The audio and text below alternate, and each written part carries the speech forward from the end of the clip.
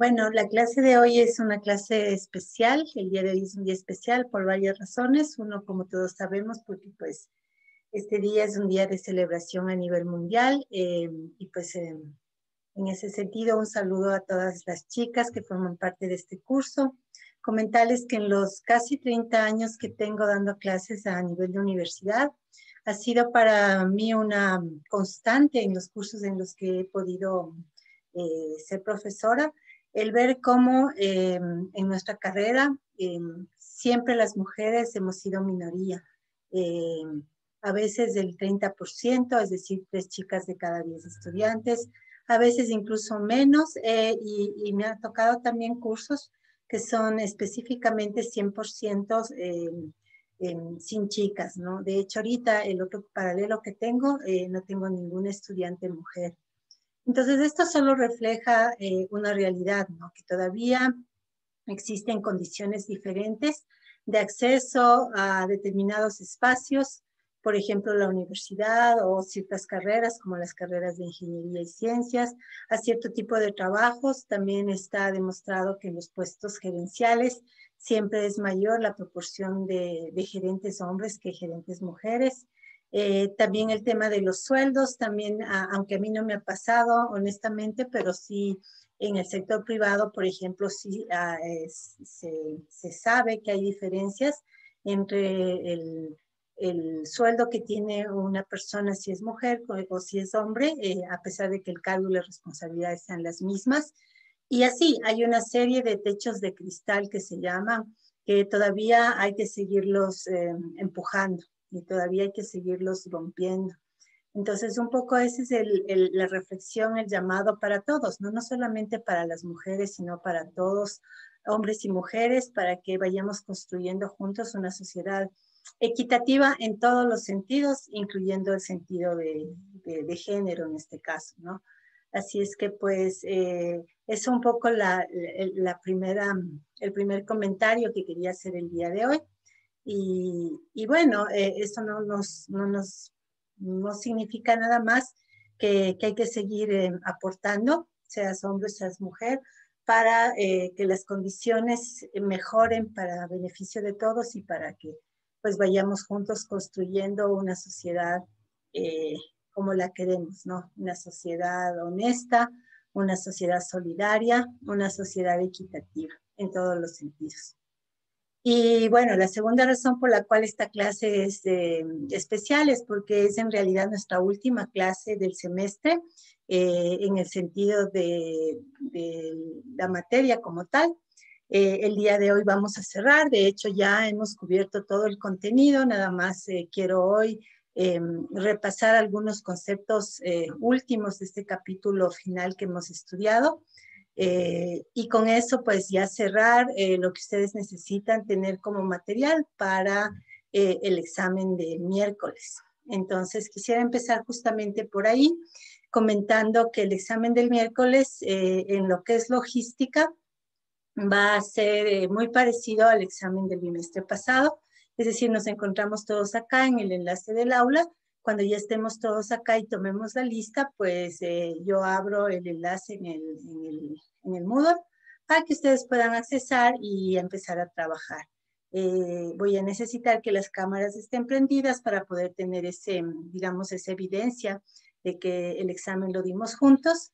Y está planificado para que dure 1 hora y media como máximo. Sin embargo, si es que alguien necesita hasta las 2 horas, pues yo con gusto me quedo hasta el final con todos los que necesiten el tiempo extra.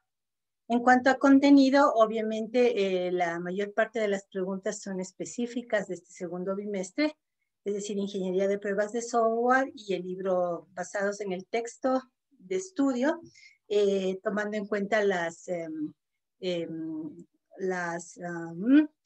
los resúmenes de diapositivas que ustedes tienen para poder repasar la materia, pero también evidentemente van a haber algunas preguntas que tengan que ver con el bimestre pasado, porque no podemos cortar las cosas. Por ejemplo, en el tema del proyecto, ¿no? El proyecto está basado sobre todo en el uso de la ISO 25000, entonces evidentemente los conceptos de ISO 25000 tienen que estar. También tenemos el tema del capítulo 4, que lo vimos de la materia, el que tiene que ver con métricas y mejoramiento de procesos de software, que lo vimos, me pareció un poquito antes del examen, pero lo terminamos de ver después del examen del segundo bimestre y no fue motivo de preguntas del primer bimestre, por lo tanto va para este segundo. Y obviamente conceptos generales, ¿no? ¿Qué es calidad de software? ¿Qué es aseguramiento de la calidad? ¿Qué es un error, un defecto, un fallo?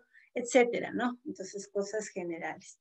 El tema de los proyectos, perdón, de los laboratorios que hemos visto a lo largo de este curso y también preguntas relacionadas con el proyecto. Entonces, va a haber de todo un poco y el examen sigue siendo, sí, de selección múltiple, ¿no? Entonces, de enunciado y preguntas y opciones de la A a la D. A, B, C, D, sí, o 4 opciones. Entonces, eso con respecto al examen, no sé si tienen alguna duda adicional, como para estar preparados para dar el examen este miércoles. Y si no, pues ayúdenme para tomar lista también con el like y saber que ustedes están ahí y que estamos todos pendientes de que el examen se viene este miércoles. Gracias, me falta Miguel, Andrés, Cristian y Gaby. Listo. Entonces tengo ya nuestra asistencia. Aparte del examen, solamente nos resta 2 actividades evaluadas, las 2 son en equipo. El informe, que lo pueden entregar ustedes hasta esta noche, incluso hasta las 23:45, puede el coordinador del equipo subir el informe.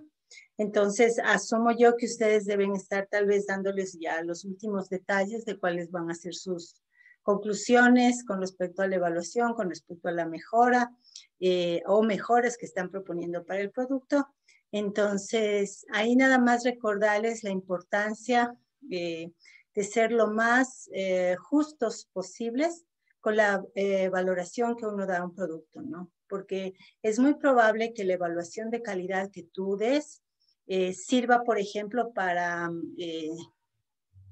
seleccionar o desde el otro punto de vista descartar un producto que está siendo optado para una compra, ¿no? Entonces es muy usual el hecho de que un cliente tenga 2 o 3 opciones de un producto y utilice una evaluación de calidad como criterio de selección.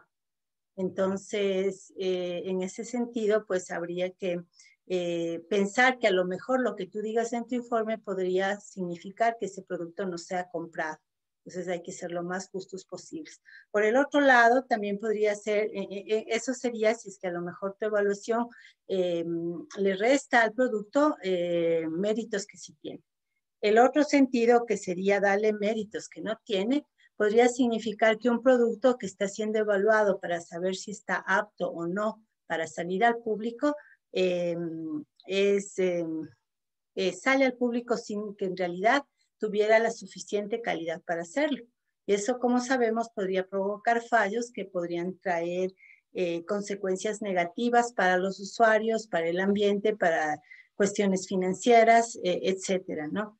Entonces, tampoco podemos darnos el lujo de dar una evaluación que está sobrevalorando el producto, ni sobrevalorarlo, ni subvalorarlo. Entonces, nuestra evaluación tiene que ser lo más equitativa posible. Te vi alzando la mano, Emi, no sé si tienes alguna pregunta. Sí, Inge, perdón que le interrumpa. Mi pregunta era respecto a lo de subir la tarea, porque solo me permitía subir un archivo. En todo caso, yo le subí el informe, porque ahí está anexado el link de donde está la matriz. Entonces, no sé si habría problema en eso, porque como decían las especificaciones, subir el informe y la matriz. Entonces, esa era mi inquietud ahorita, topando ese tema, Inge. Sí, gracias, qué bueno que lo mencionas. Sí, está bien como lo hiciste, esa es una opción, subir el informe y en el primer anexo, el anexo 1, poner el enlace donde yo puedo ir a la nube y descargarme la matriz. Y para mí esa es la opción más adecuada, porque ahí tú subes tu informe PDF. Otra opción podría ser comprimir, entonces puedes generar un archivo .zip y subirlo al Turnitin como zipeado. pero sin embargo, les recomiendo más bien utilizar la opción de EMI. En todo caso, si tuvieran dificultades en el aula, el plan B siempre es por correo. También me pueden alternativamente enviar por correo y si llega a tiempo, fecha y hora de la hora que debía ser enviado, pues no hay ningún inconveniente. Esto siempre porque a pesar de que la plataforma Moodle se ha portado muy bien en este semestre, nunca está de más, en tiempos de alta demanda puede ser inestable. Entonces hay las dos alternativas, ¿no? Entonces no hay ningún problema, como está enviado, a mí está muy bien. Y bueno, quería aprovechar también esta partecita del tema de cómo uno como evaluador debe ser lo más justo posible, sin sobrevalorar ni subvalorar el objeto de la evaluación, en este caso un producto de software, para contarles una historia que es un poco personal de algo que me pasó el semestre pasado con el grupo de una de las clases que tuve el semestre pasado. Como ustedes saben, como todos sabemos porque lo hemos vivido, el semestre pasado nos tocó abruptamente este tema de venir a la modalidad virtual. Y para todos fue nuevo y todos tuvimos que ir sobre la marcha buscando las maneras pues de acomodarnos, ¿no? En todos los sentidos, en infraestructura física, en conectividad, en metodologías, en organización de nuestro tiempo, de espacios en casa, etcétera, etcétera, ¿no? O sea, cosas que todos sabemos porque todos hemos vivido. Y bueno, creo que como docentes, al menos de los compañeros con los que yo más converso, a todos los he visto pasar por este proceso poniendo la mayor, digamos, el mayor esfuerzo posible para hacer las cosas de la mejor manera para servirles a ustedes, ¿no? Incluso con el tema de las infraestructuras, que no necesariamente los profesores hemos estado tampoco preparados para tener equipos y conectividades apropiadas para poder transmitir desde casa, pero bueno, así empezamos y logramos sacar adelante el semestre pasado. Ya creo yo, siento yo, nos ha ido mucho mejor en ese sentido de logísticas y metodologías también, ¿no? Y como siempre, al final del semestre se abrió el periodo de evaluación. Justo por eso quería hablarles hoy de esto, porque justo estamos cerrando la evaluación del proyecto también, en el cual ustedes, no sé si ahorita ya está o está por estar abierto las opciones en las cuales ustedes tienen que entrar y realizar la encuesta de evaluación de cada uno de los profesores. Entonces, primero pedirles que se tomen su tiempo para hacer estas evaluaciones, porque digamos, la consolidación que se hace de los resultados tiene mayor peso cuando el porcentaje de estudiantes que han respondido es alto, ¿no? Entonces, digamos que solo el 40% de ustedes llenará la evaluación de mi caso. Entonces, por más que fuera, en el sentido ideal, una evaluación alta, buena, dado que solo lo llenaron menos de la mitad de los estudiantes, realmente no tendría una validez. ¿Sí? Entonces, y viceversa, si fuera una evaluación extremadamente baja y se tuviera que tomar acciones correctivas, el hecho de que llenaron menos de la mitad de los estudiantes le quitaría más bien fuerza a esa evaluación como para ir a acciones correctivas. Entonces, sea en un sentido o sea en el otro, para poder hacer mejoramiento de procesos, para mejorar la calidad de las cosas, pensando en el futuro, sí es súper importante que la proporción de estudiantes que llenan las encuestas de cada una de las materias, de cada uno de los profesores, sea idealmente 100% o súper alto, un 85%, 90%, 95% de los estudiantes que hayan contestado para cada profesor y para cada materia, ¿no? Ahora, tal vez, no sé ustedes si saben qué es lo que pasa después con esa información que ustedes llenan. Eso se consolida en el SAEW y esa información llega a nuestros jefes, que son directamente los jefes de departamento, en nuestro caso la jefatura del DIC. Y ahí se ve un análisis general de toda la facultad, ¿no? Entonces existen ciertos valores mínimos de calidad que tienen que ser cumplidos por todos los profesores. Caso contrario, pues se tiene que pasar por procesos como, por ejemplo, de capacitación pedagógica o otro tipo de acciones para que el docente que haya tenido una valoración general baja, pues pueda mejorar, digamos, sus evaluaciones futuras. Entonces, efectivamente, lo que ustedes llenan sí tiene una consecuencia. También se arma un listado, digámoslo así, de puntuaciones que va de la más alta hacia abajo, ¿no? En donde es público y todos los docentes podemos ver y saber en dónde nos ubicamos también en relación a los compañeros, lo cual también nos sirve para un poco reflexionar y encontrar mecanismos de mejorar. Entonces, en ese sentido, nuevamente, el llamado a que la valoración que ustedes hagan, no solamente de mi persona, sino en general de todos sus docentes, sea lo más real, lo más justa posible, ¿no? Les quería contar la historia. Me pasó que un estudiante, no sé quién, porque obviamente las encuestas son anónimas, decidió por alguna razón que pues jamás sabré, ponerme la valoración mínima en absolutamente todas las preguntas. Creo que la valoración es del 1 al 10. Y entonces, para él, en su encuesta, en todas las preguntas de calidad que había en la encuesta, él me puso 1, en todo, absolutamente en todo. Y entonces, en un principio, porque uno puede ver tanto los valores consolidados como valores por pregunta. Y entonces ahí puedes ver qué valor mínimo tuviste y qué valor máximo tuviste, siempre anónimo, ¿no? Y entonces, pues ahí pude ver que alguien decidió que la evaluación de mi clase había sido de todo unos, ¿no? Y entonces eso primero te hace pensar, ¿no? Si realmente fuiste tan de mala calidad en tu clase y te hace ponerte a un poco reflexionar dónde fue que te equivocaste de una manera tan extrema, ¿no?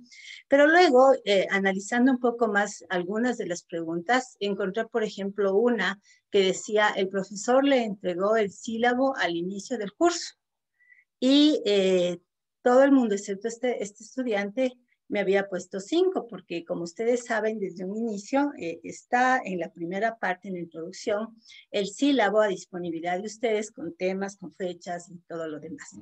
Y entonces ahí es cuando llegué más bien a la conclusión de que la persona realmente no había leído las preguntas o no las había contestado de una manera, digamos, realista o acorde a la realidad, sino que por alguna razón, no sé si individual conmigo o si lo hizo con todos los profesores del semestre o porque estaba de apuro y no tenía tiempo de leer y simplemente como la primera opción o la opción default, no tengo idea, pero parece ser que no hubo ahí realmente una evaluación, sino simplemente un criterio de llenar la encuesta con valores de 1 y nada más, independientemente de las preguntas, y supongo yo que incluso puede ser independientemente de la persona a la cual se estaba evaluando. Entonces, un poco la reflexión es esa, ¿no? Cada vez que tú estás en la posibilidad de evaluar la calidad de un producto, de un proceso, de un servicio, de un profesional, tienes que pensar que esa valoración va a tener una consecuencia y por lo tanto tiene que ser lo más profesional, lo más exacta, lo más justa posible. Entonces, eso les pido primero para sus productos, para los que ustedes están evaluando, vuelvan a rever su informe y las conclusiones finales que ustedes obtengan. Y segundo, cuando hagan las encuestas de evaluación de sus profesores de este semestre y a futuro. Tomen en cuenta que nosotros también esperamos ser evaluados de una manera justa, ¿no? Así como pues sería injusto que yo te ponga 1 sobre 10 en un informe o en una tarea, independientemente de la calidad que realmente tenga, pues asimismo es importante que ustedes también se tomen su tiempo para reflexionar y evaluar de la manera más justa posible a los profes.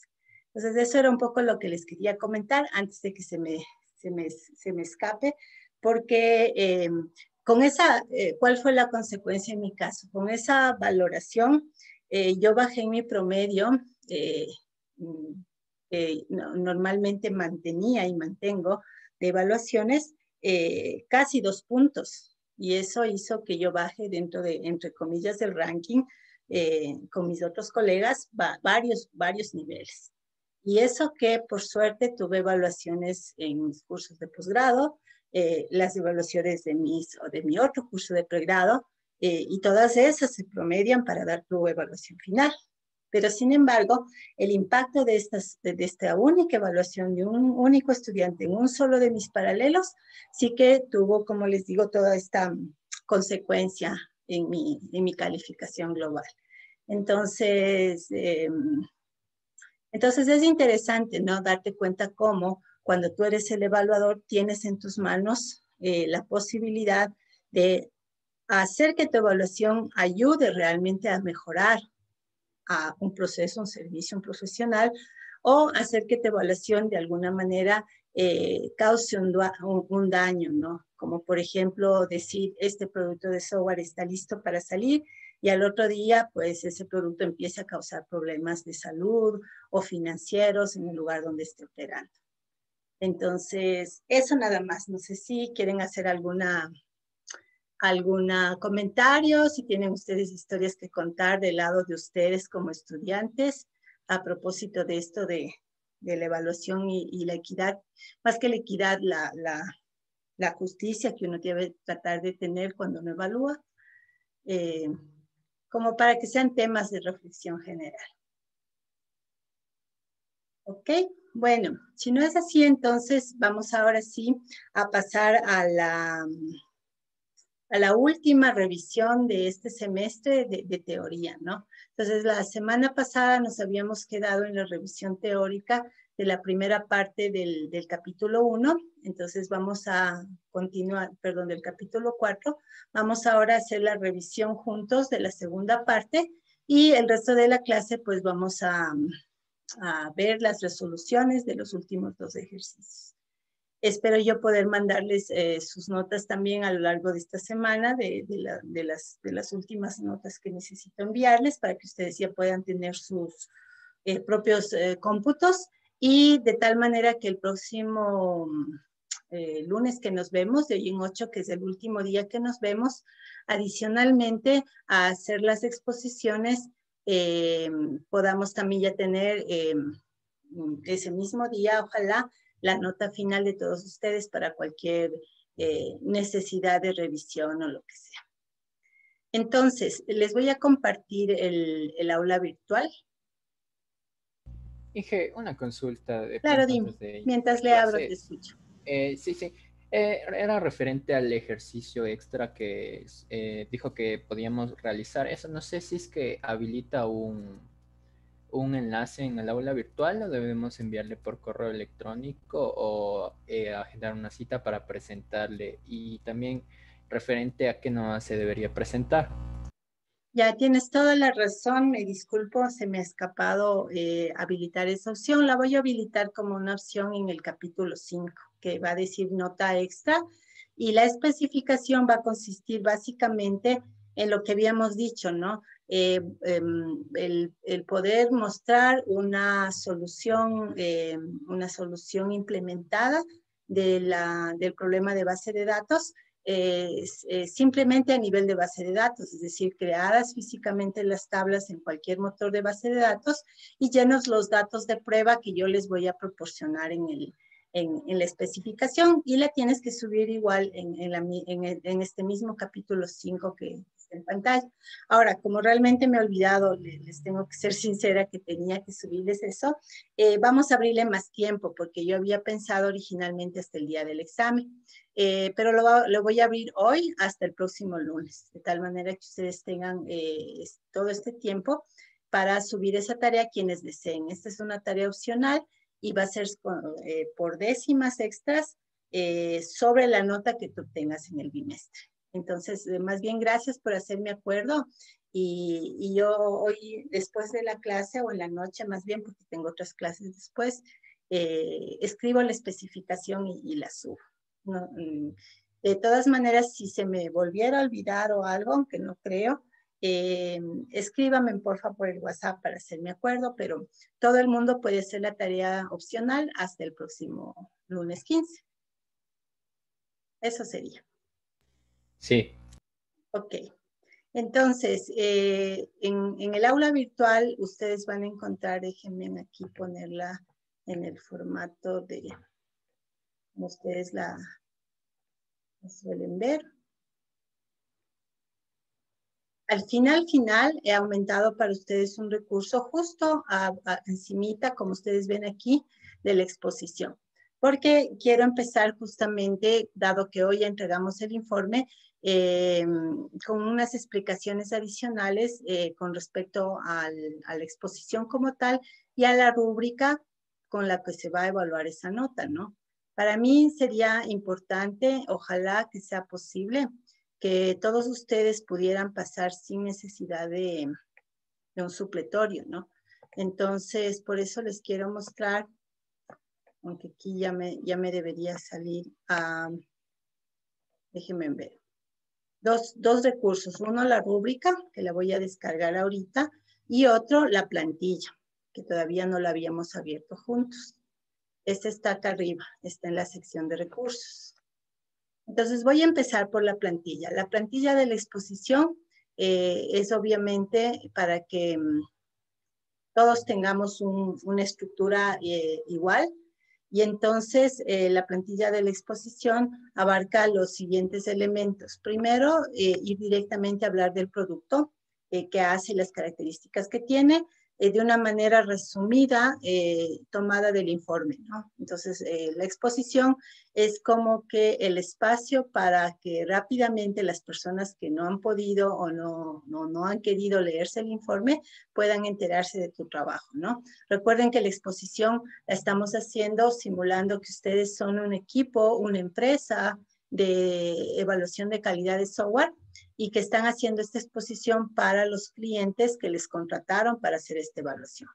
Que podrían ser los mismos dueños del producto, pero también podrían ser los que están pensando en comprar ese producto o pensando en comercializarlo.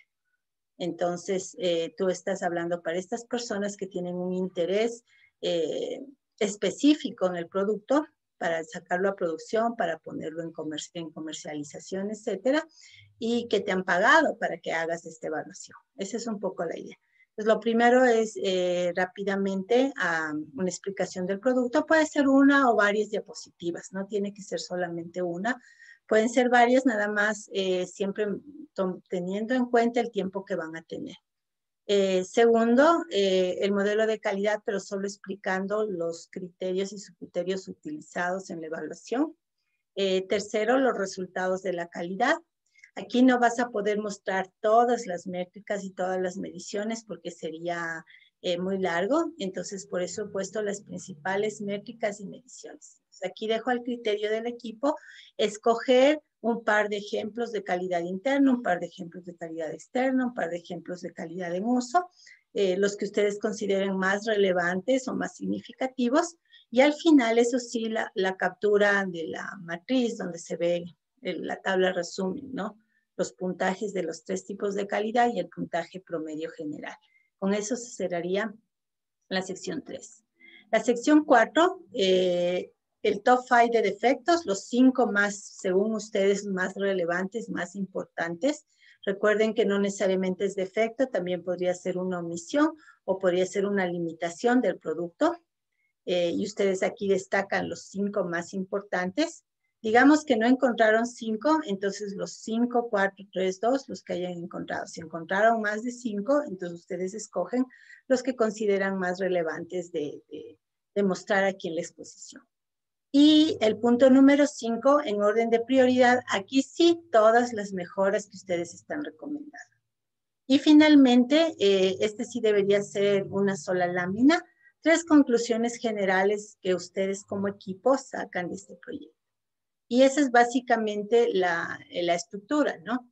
Entonces, como ven, es una estructura muy, muy básica y es porque hay un tiempo limitado. Entonces, si ustedes revisan la especificación, hay que organizar la exposición con una duración entre 15 y 20 minutos. Entonces, no debe durar menos de 15, pero tampoco debe pasarse de 20. Y esto es la parte más importante, todos los miembros del equipo deben participar. Entonces, las diapositivas las sube el coordinador y la pueden subir hasta el momento antes de la exposición, es decir, del próximo lunes hasta antes de las 2 de la tarde. Pero la exposición la realiza todas las personas del equipo y esta nota es una nota individual. Entonces, por experiencia, ha pasado que esta nota de la exposición individual de proyecto puede ser elemento decidor de si te exoneras o si vas a supletorio, si es que tus notas están en un rango muy justo, ¿no? Entonces, por eso quería mostrarles la rúbrica de evaluación. Déjenme ver, aún no le bajo. Más bien dicho, aún no la abro. Acá está.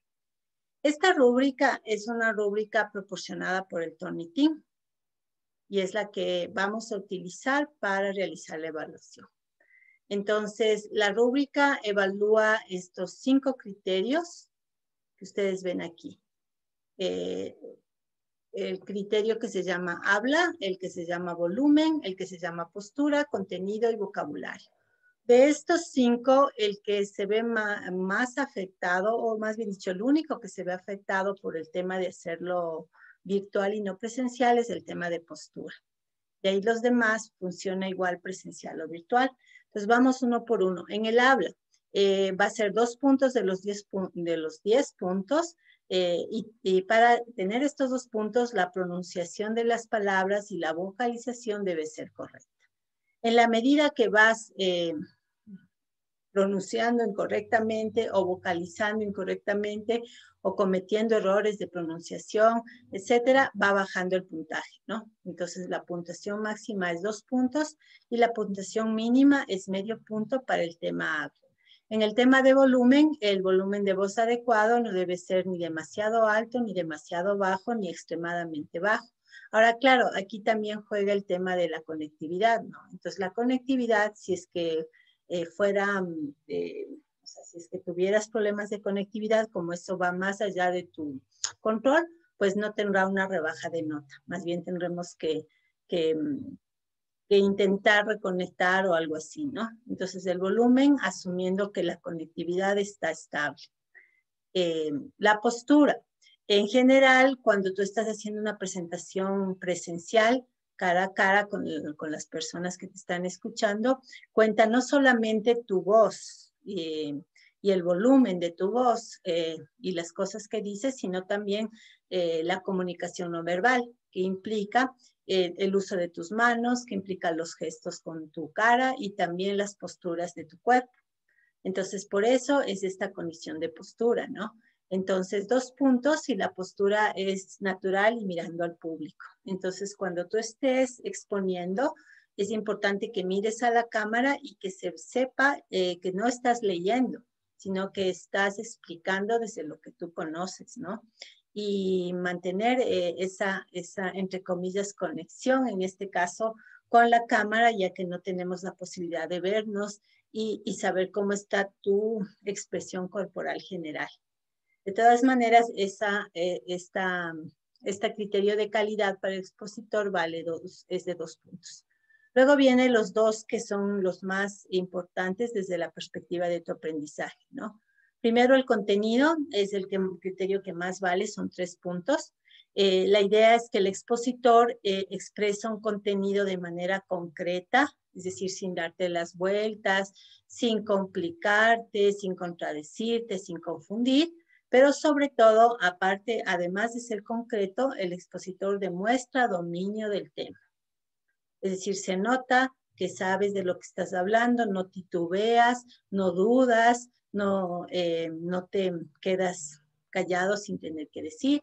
Entonces, todo eso, si todo eso se hace bien, si se demuestra un dominio y concretito, son 3 puntos, y si no, pues va bajando hasta 0 puntos.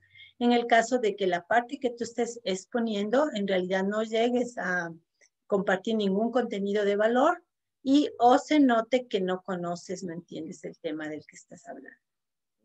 Y luego el vocabulario. Para mí esto es muy importante porque justamente ustedes ya están en sus últimos semestres de carrera y eso implica que tu vocabulario tiene que tener un nivel profesional, un nivel de ingeniería, ¿no?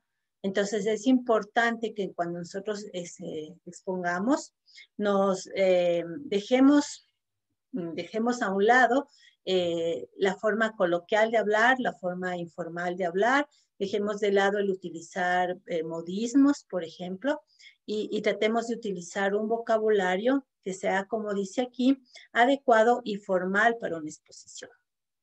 También utilizar palabras más que nuevas, palabras técnicas, si es que es necesario jugar con sinónimos para no repetir continuamente la misma palabra y evitar los modismos o muletillas que se llaman, ¿no? Entonces, por ejemplo, yo sí tengo un problema que suelo mucho utilizar el sonido E. Entonces, cuando estoy pensando, empiezo a meter muchos de estas muletillas E, o también a veces repito más de una vez la misma palabra, porque como estoy pensando lo que voy a decir, pues mientras sigo hablando, entonces tiendo a repetir.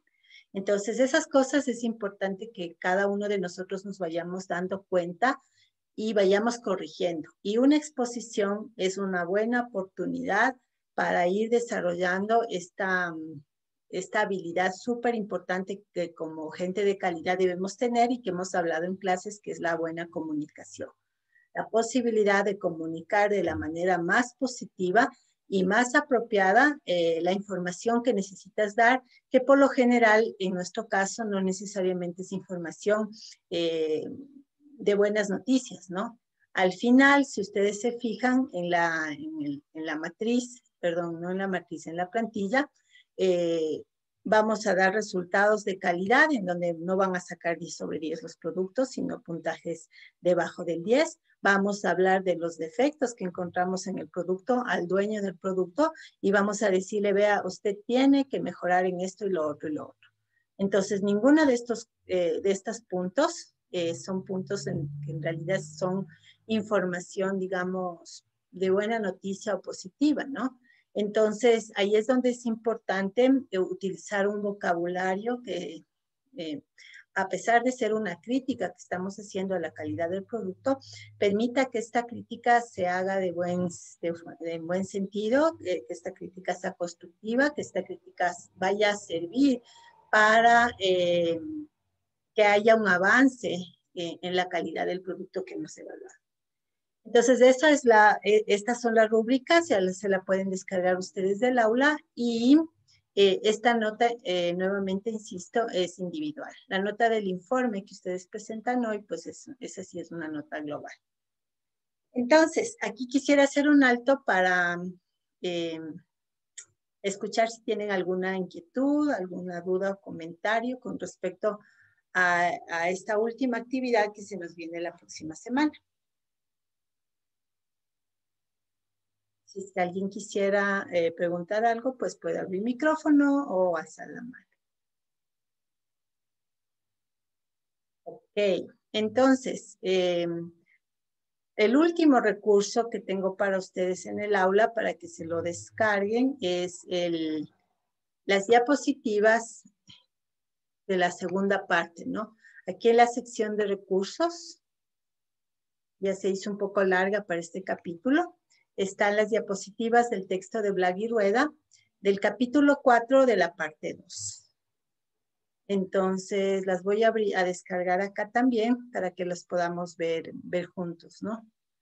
Entonces, mejor la voy a abrir en PowerPoint para que se vea un poquito mejor. Aquí está. Entonces, vamos a ver el capítulo 4. Primero, un pequeño recorderis de los 3 primeros secciones que vimos la semana pasada. El capítulo habla del proceso de desarrollo de pruebas, nuevamente asociándolo con el proceso de desarrollo del producto de software, ¿no? Y cómo tú tienes que ir incorporando actividades de aseguramiento, control de calidad, en todas las etapas del proceso de desarrollo, y por eso se habla del proceso B, ¿no? El proceso en el cual yo voy haciendo el análisis de requerimientos y ya voy haciendo el análisis de los requerimientos de pruebas. Yo voy haciendo el diseño, arquitectura y diseño del software y de paso voy haciendo el diseño de las pruebas. Y así sucesivamente, ¿no? Incluso puede ser tan extremo que yo primero haga lo de las pruebas y luego haga lo del desarrollo, como cuando trabajas en TDD o en algunas de las propuestas de desarrollo ágil, ¿no? Y de pruebas ágiles también. Entonces, en la segunda sección ya se definen las dos grandes categorías para técnicas de diseño de pruebas, que son las pruebas de caja negra o basadas en especificación versus las pruebas de caja blanca basadas en estructura.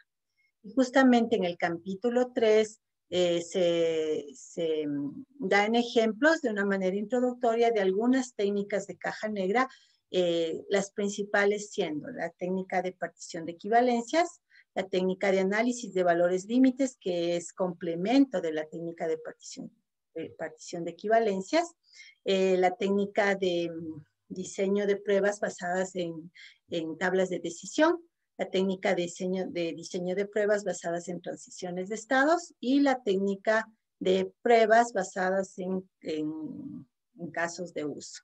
Entonces, todas esas son técnicas de caja negra y se llaman así porque no requieren que tú conozcas la estructura interna del producto para poder diseñar las pruebas. O sea, tú como probador, como tester, ¿no? Como gente que hace diseño de pruebas.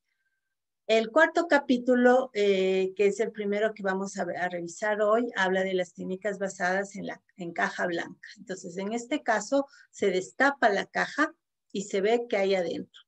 Y lo que hay adentro es la estructura del producto. Y en base a esa estructura, como ustedes leyeron, es que uno diseña pruebas adicionales que complementan a las pruebas de caja negra para lograr una mayor cobertura.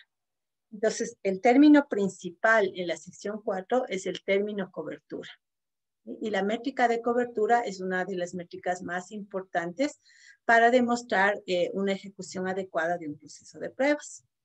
Capítulos, sección 5 son técnicas basadas en experiencia, que nuevamente, igual que las de caja blanca complementan a las de caja negra, las técnicas basadas en experiencia complementan a las dos anteriores. Entonces vas sumando más pruebas, esta vez, como su nombre lo dice, y vamos a ver más adelante, basándote en tu experiencia. Y por último, el capítulo 6 nos da algunos lineamientos de entonces, habiendo tantas técnicas, ¿cómo identifico o selecciono cuáles son las que me conviene usar para una situación específica? Entonces, vamos a manos a la obra con este resumen del capítulo que ustedes leyeron. Entonces, lo primero que se ve acá es una estadística o una medición de la que hablan los autores del libro, ¿no? En donde dice que se ha llegado a demostrar que utilizando solo caja negra, es decir, sin nada de caja blanca, sin nada de técnicas basadas en experiencia, a veces se deja de lado hasta el 75% de cobertura del código de un producto de software. Entonces, eso significa que hay una gran cantidad de código que potencialmente se puede quedar sin probar si tú solo te contentas con diseñar pruebas de caja negra. Entonces, no se está diciendo que las pruebas de caja negra sean malas, sino que por lo general resultan insuficientes para lograr una cobertura apropiada. Entonces, ¿qué pasa con el código que no se prueba? Digamos que en caja negra yo logré detectar, digamos que no fue tan extremo como dice aquí, pero digamos que yo logré cubrir el 60% del código en caja negra. Eso significa que hay un 40% de código que no ha sido probado, porque las técnicas, las pruebas hechas con técnica de caja negra no lograron llegar hasta ese código. Entonces, ¿qué tan problemático es esto, no? ¿Qué tan problemático es que un porcentaje del código se quede sin probar? Y la respuesta, como siempre, es depende. Por un lado, depende de que también hechas estuvieron las pruebas de unidad, porque si se hizo pruebas de unidad a cada uno de los componentes del producto de software, es posible que este código que no hemos logrado probar con caja negra sí haya sido previamente probado por los desarrolladores en pruebas de unidad. Entonces ya no es tan grave, porque sí hubo un cierto, digamos, nivel de ejercicio de pruebas sobre ese código, aunque no estuvo bajo el control de nosotros como gente de calidad, No lo hicimos los testers, lo hicieron los programadores, pero se hizo. ¿Sí? Pero si este código no fue ejercitado en pruebas de unidad, significa que este código jamás ha sido probado. Por eso también la importancia de obligar a que los desarrolladores hagan pruebas de unidad. O cuando somos desarrolladores, de obligarnos, autodisciplinarnos a hacer pruebas de unidad de todo nuestro código. Porque quién sabe si después de nosotros alguien más vaya a probar ese código. ¿Sí? Entonces, más bien asume lo peor, que si tú no lo pruebas, no lo va a probar nadie más. Entonces, esfuérzate en hacer unas buenas pruebas de unidad. Entonces, nosotros como probadores independientes, o sea, independientes de los que están desarrollando, ¿no es cierto? Debemos utilizar herramientas que nos permitan medir la cobertura del código, ¿sí? Entonces, y encontrar en dónde hay vacíos de esa cobertura y adicionar casos de prueba para lograr subir el nivel de cobertura y lograr cubrir la mayor cantidad del código, si es posible, idealmente el 100%. Pues vamos a hablar de cómo funcionan esas técnicas.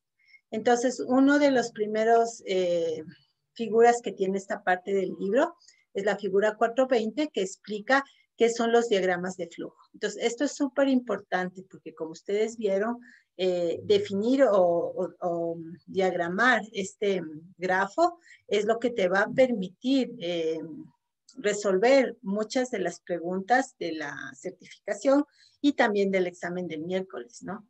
Entonces, tú recibes el objeto de prueba, en este caso el componente programado, el código, ¿no?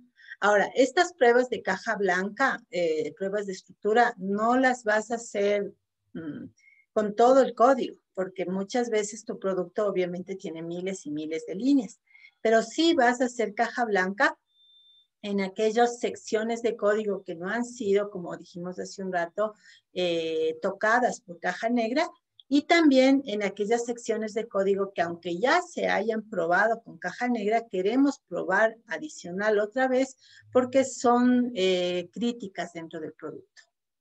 ¿Sí? Entonces, asumiríamos que este segmento de código es un segmento crítico dentro del producto de software. Y por lo tanto, de este segmento de código generamos lo que se llama un grafo de control o diagrama de flujo. Entonces, este diagrama de flujo tiene algunas reglas, ¿no? Lo más básico es decir que los nodos o los círculos representan agregados de instrucciones. Entonces, no es como un flujograma que se hacía hace mucho tiempo en donde cada cuadrado significaba una instrucción. Aquí cada nodo puede significar un conjunto de instrucciones, ¿sí? Entonces, de hecho, este primer nodo que tenemos acá que dice ingreso estaría significando todas las instrucciones que van desde el main hasta el if, hasta antes del if, es decir, incluido el scanf. Entonces, todas estas instrucciones estarían acá en lo que se le ha denominado ingreso. Por lo general, vamos a ver que se les pone letras a estos nodos. Entonces, ese sería el nodo A, ¿no? Entonces, una vez que la ejecución pasa, entra por el main y llega hasta el scanf, entonces se termina de ejecutar todo lo que está en este nodo llamado ingreso aquí, y entonces la ejecución fluye a través de esta flecha hacia el siguiente conjunto de instrucciones que es justamente la condición, este if, ¿no? Entonces, los nodos tienen instrucciones y las flechas tienen ramas, que se llaman, ramas de ejecución, ¿sí? Entonces, llego a este nodo donde hay una condición y dependiendo de la condición, la ejecución va a bifurcar hacia la izquierda o hacia la derecha, dependiendo si la condición da verdadero o da falso, ¿no? Como vemos acá en el código, si la condición da verdadero, yo tengo que hacer estas instrucciones. Imprimir inválido y poner -1 en n. Entonces, es lo que está pasando cuando me voy por falso. Cuando me voy por verdadero, cuando me voy por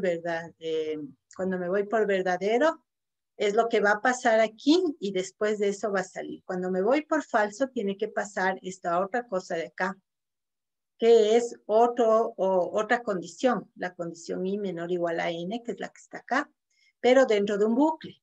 Entonces el bucle se representa como esta flecha que regresa una y otra vez mientras la condición sea verdadera, porque a la final un for no es más que un bucle, ¿no? Es un enlace.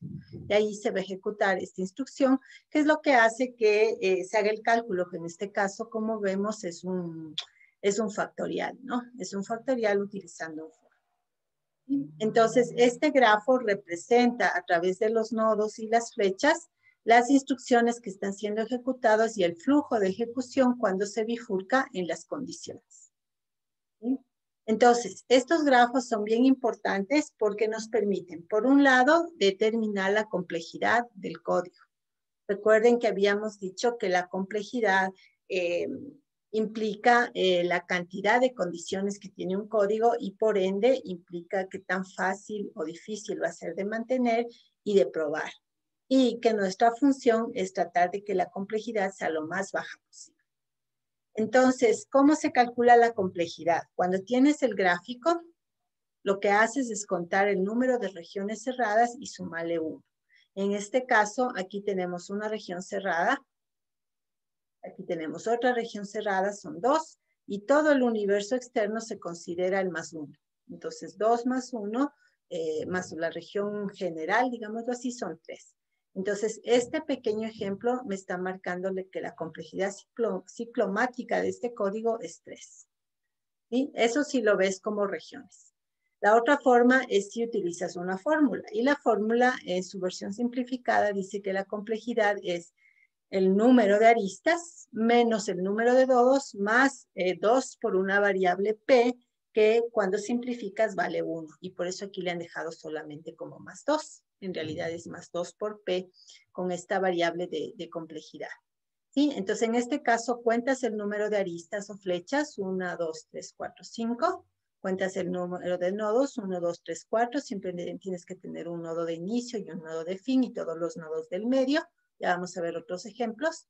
Y haces la operación y te da 5 menos 4, 1, más 2, 3. Entonces, te da lo mismo que contar las regiones, 3.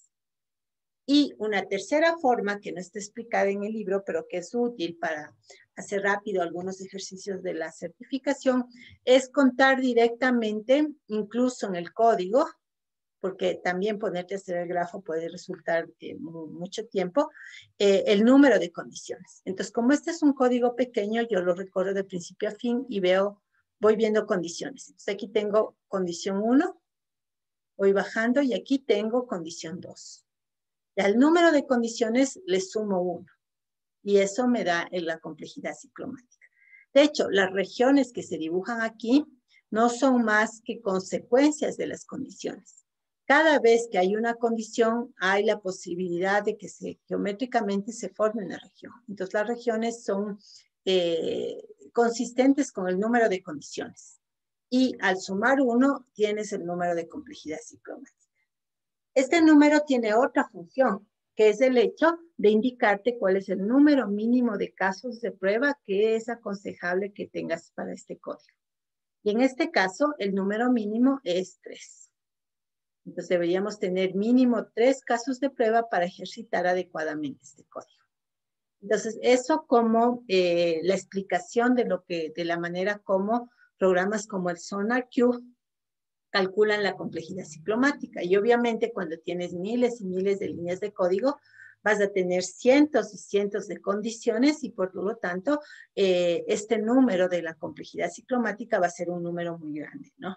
Cuando haces este proceso que acabo de describir para el código completo de un producto de software no trivial.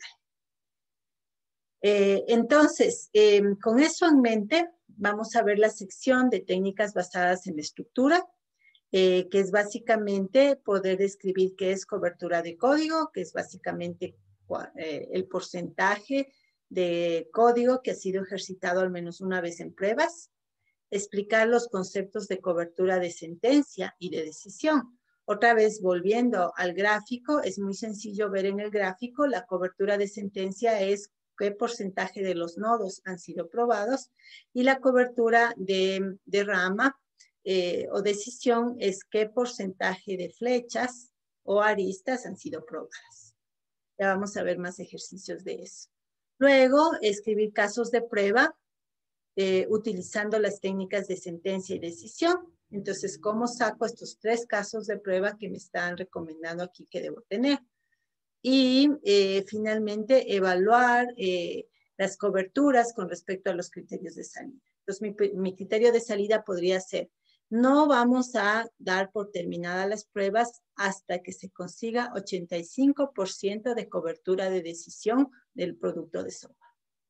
¿Sí? Entonces, ves que ya yo puedo plantear el criterio de salida en función de la métrica de cobertura. En este caso, he escogido métrica de cobertura de decisión, que es mucho más exigente que la cobertura de sentencia. Y ya vamos a ver por qué es eso. Entonces, en resumen, las pruebas de caja blanca, se basan en la estructura interna del objeto de prueba. Puedes utilizarlas en todos los niveles de prueba, pero las dos más, digamos, utilizadas son la cobertura de sentencia y la cobertura de decisión, también llamada en inglés cobertura de rama o branch coverage. Hay otras 2 coberturas, la cobertura de condición y la cobertura de camino, que no vamos a tratarlas acá porque acá vamos a ver las 2 más utilizadas, digamos, que son sentencia y decisión. También tomando en cuenta que la segunda abarca la primera. Es decir, si yo tengo 100% de cobertura de decisión, automáticamente garantizo que estoy cubriendo todas las sentencias. Pero lo contrario no es cierto. Yo puedo estar cubriendo eventualmente todas las sentencias o instrucciones, pero no necesariamente eso implica que estoy cubriendo todas las decisiones. Entonces, eso lo vamos a ver en un ejemplo más luego.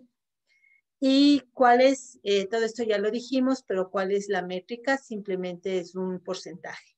El número de sentencias ejecutadas en pruebas sobre el número total de sentencias. Si yo tengo 1000 instrucciones y ejecutado 60, entonces 60 sobre ejecutado 600, 600 sobre 1000 por 100 me va a dar el porcentaje de cobertura, que en este caso sería 60%, que se consideraría una cobertura baja. Vamos a los ejemplos. Entonces, te puede venir este código y este código lo transformas en este grafo. Entonces, fíjate que aquí para cada nodo le pones una letra para poder identificarlo y vas armando las flechas, ¿no? Entonces, aquí básicamente lo que tengo es que A es el inicio y H es el fin. B es la primera condición, I mayor que 0, ¿sí? Entonces, aquí sabemos que es una condición porque tenemos 2 bifurcaciones o ramas. Entonces, la una será el lado verdadero y el otro será el lado falso. De hecho, vemos que el lado verdadero me lleva a otra condición, que es la de J mayor que 10. Entonces, el nodo C es el de J mayor que 10. Estoy yendo por el lado verdadero. Por lo tanto, el lado falso del I mayor que 0, como no hay un else, me lleva al final de la ejecución. Por lo tanto, tenemos esta flecha que me lleva a la última instrucción que sale ya al H, ¿no? En cambio, si me fui por el lado verdadero, caigo en el J mayor que 10, que a su vez se bifurca, verdadero y falso nuevamente. Entonces, si voy al falso, nuevamente caigo a la llave de falso, que cae a la otra llave del if de afuera, que es de la G, y que cae al final. Pero si me voy por el verdadero, entro en un bucle for. Entonces, aquí tengo en el D el for con su regreso, porque es un lazo. Entonces, aquí se evalúa la condición en el nodo E, K mayor que 10. Entonces, mientras K se mantenga menor o igual que 10, se da las vueltas. El rato que K ya pase a ser mayor que 10, sale. ¿Y a dónde sale? Pues a la llave, y esa sale a la otra llave, y esa sale al final. Entonces, este grafo representa el flujo de este código. Ahora, el ejercicio lo que me dice es busque, dígame cuál caso de prueba me permite tener 100% de cobertura de sentencia. Entonces, acuérdate, cobertura de sentencia son los nodos.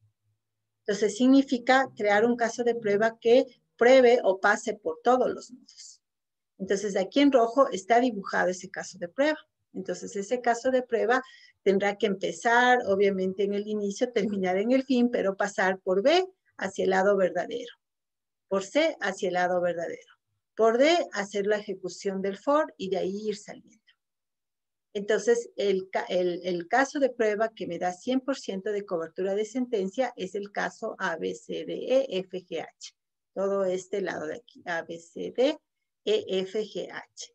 Sin embargo, de una vez les adelanto que esto no implica 100% de cobertura de condición, porque hay dos condiciones que el caso rojo no está cubriendo, que es esta de cobertura de decisión, perdón, o rama, que es esta rama de acá. Esta no está siendo ejercitada por el caso rojo de 0,1 ni esta de acá.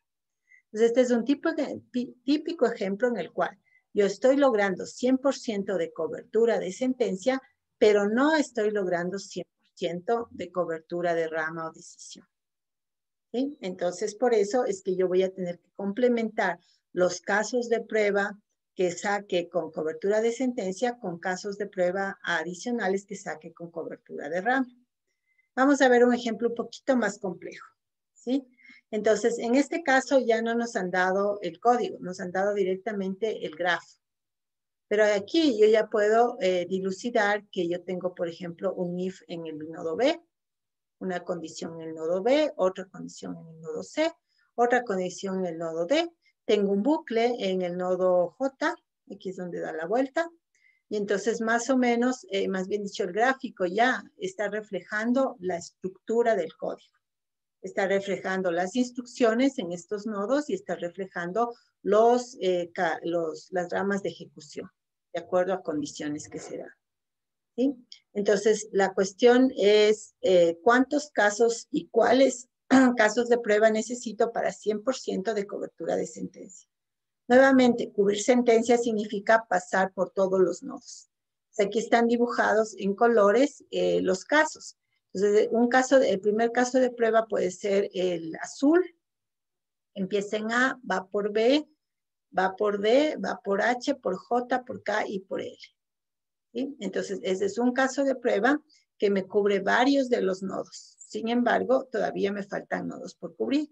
Entonces, me voy por el lado de acá, por este rojo, y puedo ir A, B, C, E, I, K, L.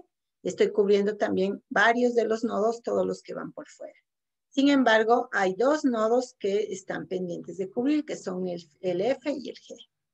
Entonces, para cubrir el G, yo puedo tomar este caso de prueba. A, B, D, G. Entonces, aquí es donde en lugar de irme por esta rama, me voy por esta otra rama. G, caigo acá y caigo a L. Entonces, ahí ya tengo cubiertos casi todos los nodos, casi todas las sentencias, excepto F. Ya voy 3 casos de prueba. Entonces, para cubrir F y lograr 100%, no me queda más que irme por este camino a celeste de aquí. Y ahí sí tengo 100% de cobertura de sentencia, y estos serían los casos de prueba que necesito para esa cobertura. Ahora, si yo no quiero o no puedo ser tan perfeccionista de llegar al 100%, y me dicen solo puedes ejecutar 3 de esos 4 casos de prueba, lo lógico sería desechar los casos de prueba que menos afectan a la cobertura. Entonces yo no desecharía nunca el caso azul, que cubre full nodos, ni el caso rojo, que cubre otro buen conjunto de nodos. Un buen candidato para ser desechado sería los 2 casos internos, ¿no? Porque en cualquiera de los 2 casos solamente es un nodo el que se ve afectado. Entonces, también la cobertura de sentencia te sirve para tomar decisiones de priorización cuando no es posible cubrir el 100%, por tiempo, por dinero, por recursos de personal, etcétera, etcétera, ¿no? Entonces, bueno, esa es la cobertura de sentencia, los nodos. La cobertura de decisión o rama es exactamente lo mismo, pero ya no te preocupas de las instrucciones o sentencias, sino de las aristas o flechas del grafo. Igual se mide como un porcentaje, en este caso el porcentaje de flechas que han sido cubiertas. Como vimos hace rato en el primer ejemplo, entonces yo con una sola caso de prueba puedo cubrir todos los nodos, 100% de cobertura de sentencia, pero no podía cubrir ni este ni este. Entonces, eso me obliga a crear los siguientes casos adicionales para cobertura de decisión. El caso ABGH, que es el que está como T01, el caso ABC, FGH, que está como T02. Adicional al caso que aquí está como T03, que era el caso original. que yo había ido A, B, C, D, E, F, G, H, ¿sí? El problema es que en ese caso, igual yo me estaba saltando esta vuelta de acá. Y por eso ustedes se fijarán que aquí está repetido A, B, C, D, E, otra vez D, E, es decir, aquí una vuelta, y ahí sí F, G, H.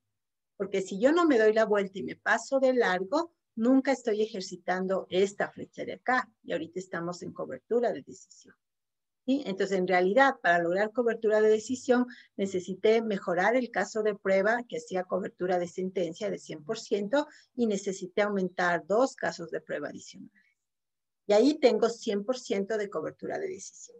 Si yo tengo 100% de cobertura de decisión, necesariamente he cubierto todos los nodos. No hay manera de cubrir todas las ramas sin pasar por todos los nodos al menos una vez. Y de hecho, como ustedes ven, en el caso del nodo B, por ejemplo, se ha tenido que pasar 3 veces por el mismo nodo. Entonces, a veces toca repetirse en función de lograr abarcar o cubrir más aristas o ramas de ejecución. Igual, si yo tengo que escoger que no puedo no puedo ejecutar los 3 casos de prueba diseñados, sino solamente 2, fíjate si yo hago una mala elección y yo solo escojo el T01 y el T02, que es este de aquí y este de acá, si yo cuento las flechas y saco la proporción, ahí solo tengo 60% de cobertura de decisión.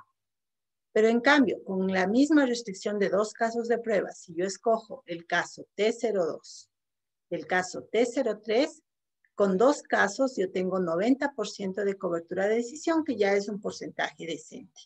Cualquier cosa que pase de 80-85% ya es un porcentaje aceptable de cobertura.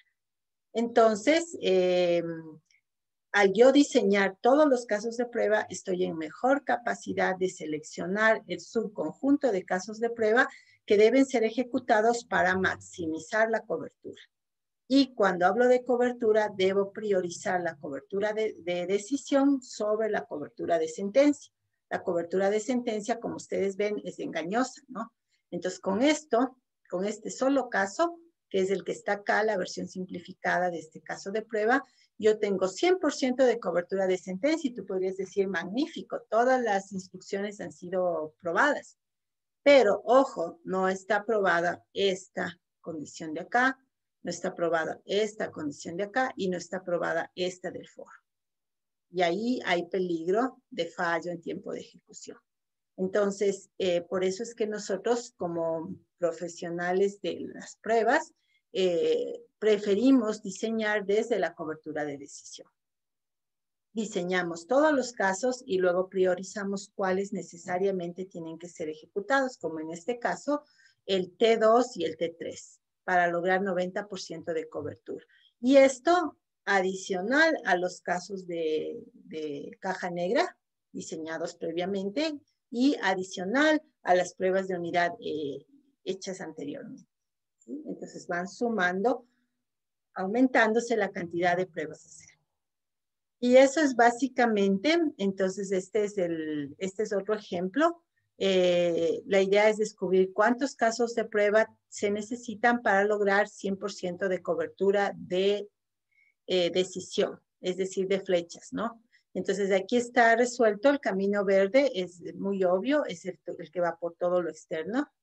Luego tenemos este camino tomate, que en esta decisión se sigue yendo para acá, pero en esta decisión de acá toma el otro camino y entonces cubre un nodo adicional. Sale. Ahora tenemos de este lado este camino rojo. Aquí ya en esta decisión toma la otra rama y en esta decisión toma la rama izquierda y baja. Hasta ahí tenemos cubiertos todos estos nodos excepto estos 2. Entonces, hasta ahí, con esos 3 casos de prueba, verde, tomate y rojo, no tenemos ni 100% de cobertura de sentencia porque faltan estos 2 nodos del bucle, peor aún cobertura de decisión, ¿sí? Entonces necesitamos este camino azul. Y recuerda que en el camino de un bucle siempre es importante darte una vuelta. Tienes que establecer datos de prueba de tal manera que se force la ejecución hacia arriba para poder salir.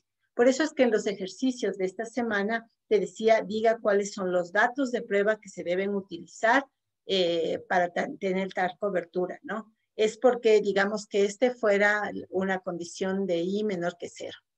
Entonces, si el dato de prueba que entra en I es menos 5, se va por el verdadero, se va por este lado.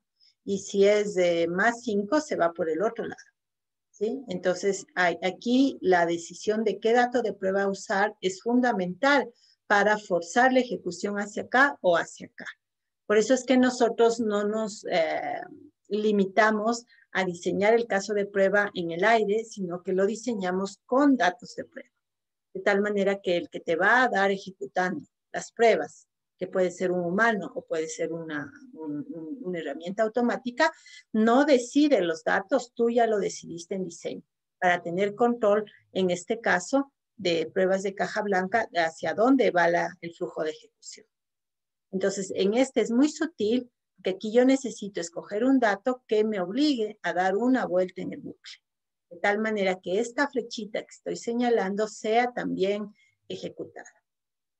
Entonces, como vamos viendo, y ya para ir cerrando, no solamente la teoría de esta clase, sino la teoría de todo este año, de todo este curso, perdón, es súper importante hacer esto del diseño de las pruebas, incluyendo los datos de prueba, para ir garantizando que los distintos escenarios probables al momento de producción hayan sido probados antes y sepamos cuál es el comportamiento esperado del producto de software en esos escenarios.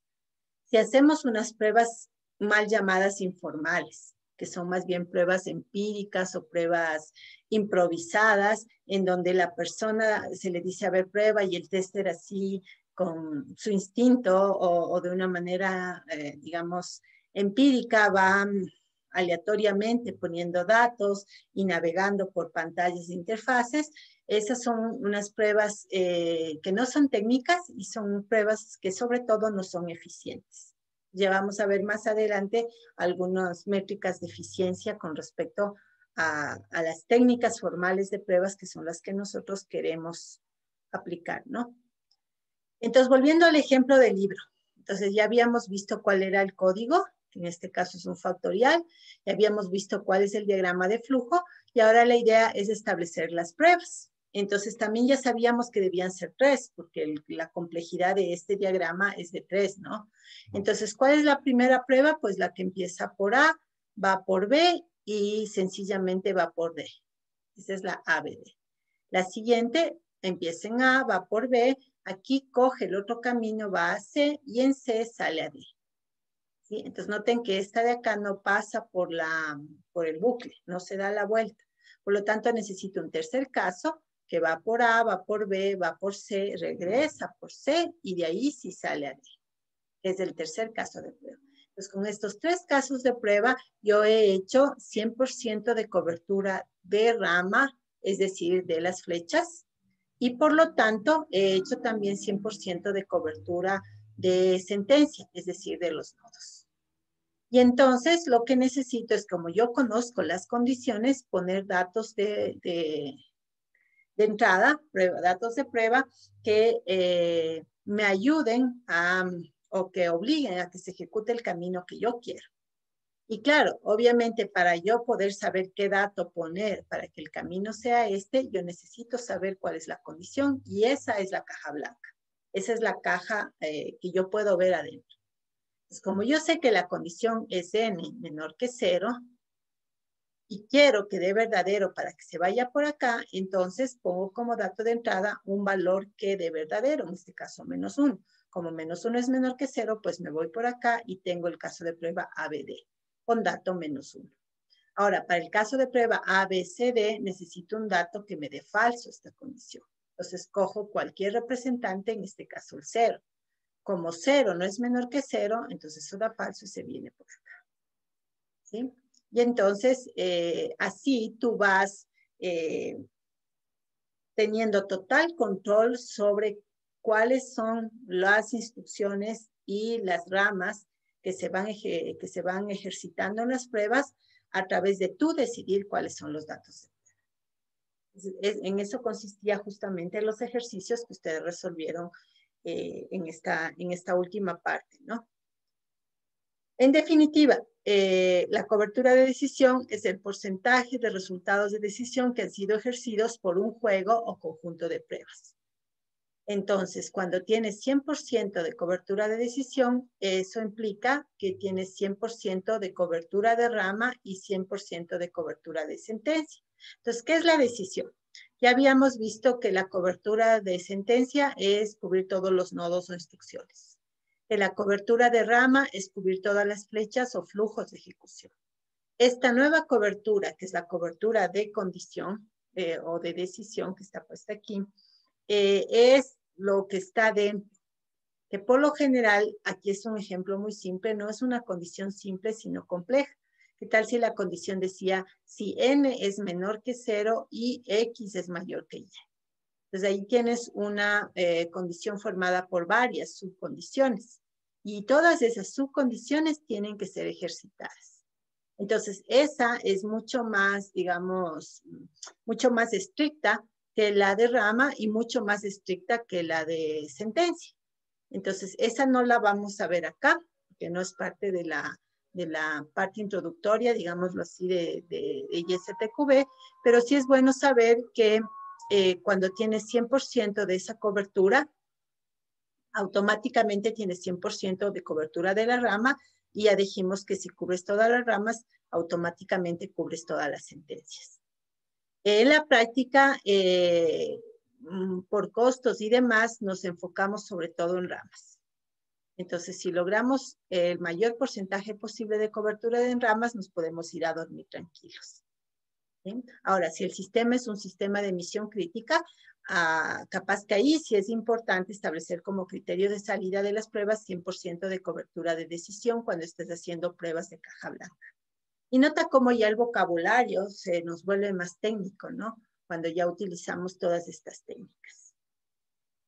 Entonces, bueno, hasta ahí el capítulo que tiene que ver con técnicas de caja blanca.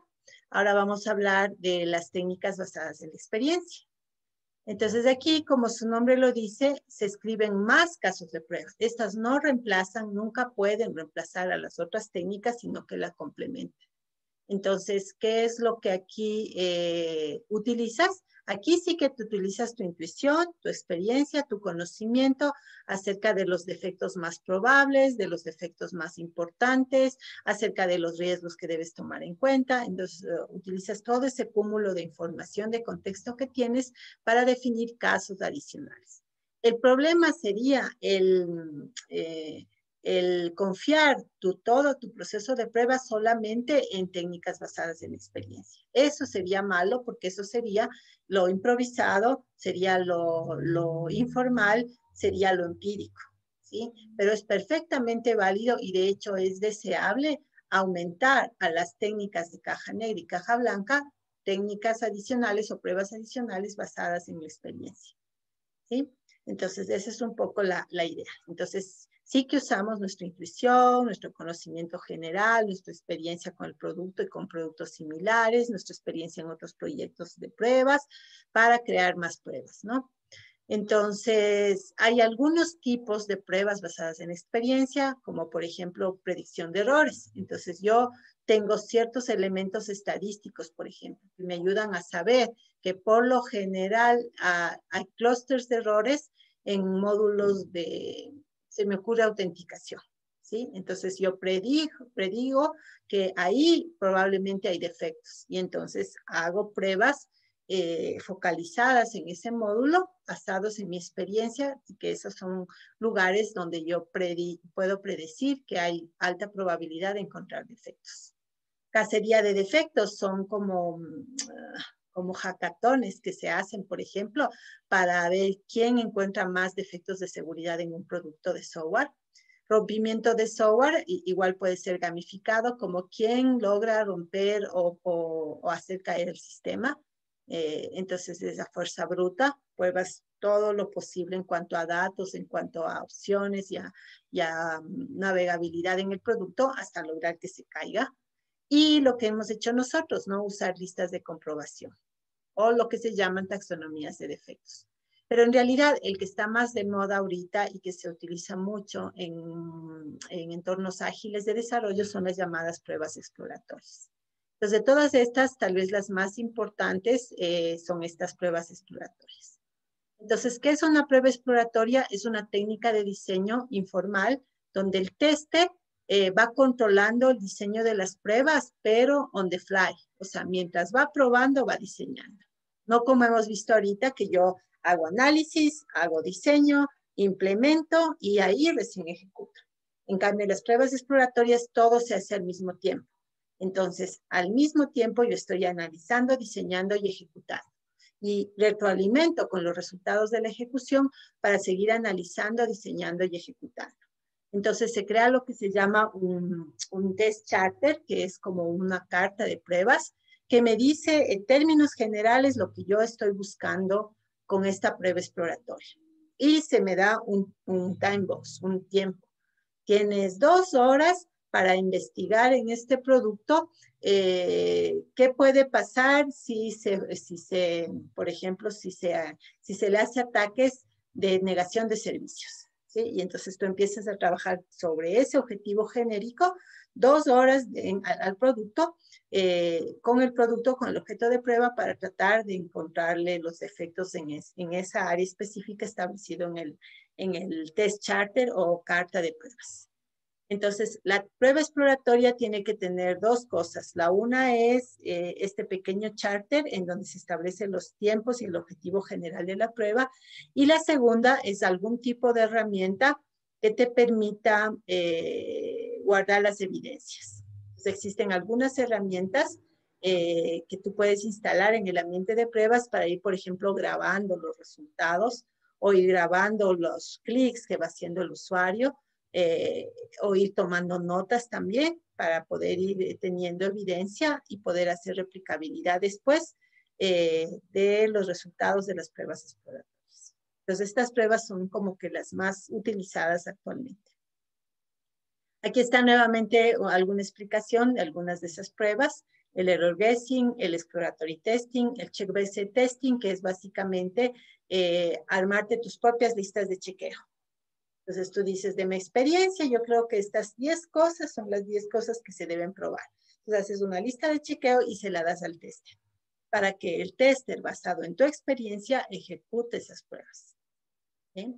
O las automatiza si tienes una herramienta. Entonces, esta tabla es bien interesante porque aquí se muestra de manera, digamos, con datos, con mediciones, la efectividad de las pruebas, digamos, tradicionales o formales versus las pruebas exploratorias. Entonces, fíjense en que en este ejemplo real, la efectividad de las pruebas tradicionales de caja negra y caja blanca fue de 20. Mientras que las pruebas exploratorias tuvieron una efectividad de 44, es decir, duplicaron en efectividad. Eso significaría que las pruebas exploratorias son mucho más efectivas que las otras pruebas. Entonces uno diría, si son tan mega efectivas, ¿para qué tomarse la molestia de hacer las otras pruebas? ¿Por qué no hacer solo las exploratorias? Y la respuesta está principalmente en este tema de la experiencia. Fíjate que para que las pruebas exploratorias sean efectivas, tú necesitas gente con muchísima experiencia, muchísimos años de experiencia en proyectos, en testing, en el producto de software, etcétera, ¿no? Mientras que para las otras pruebas, lo que tú utilizas son testers, y en este caso, por ejemplo, se tenía 7 testers que, sumando la experiencia de todos ellos, avanzaban a tener como 10 años. Es decir, en promedio tenían entre año y medio de experiencia como tester, que es realmente nada.